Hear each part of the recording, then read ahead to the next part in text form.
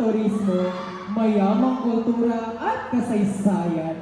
Iyan ang naglalarawan sa tagumpay ng bayan.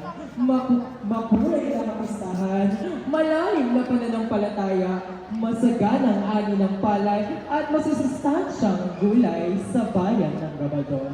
Sa kabila ng mga hamon ng kalikasan at unos, nananatiling matatag ang mga Gabalduenyo.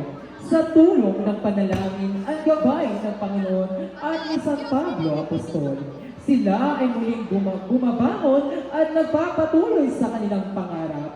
Sa pamamagitan ng pagtatanghal, inilalarawan ng mga magsasaka, handang makipagsapalaran sa kapukiran upang ang ating hapag ay may pagsalusaluhan.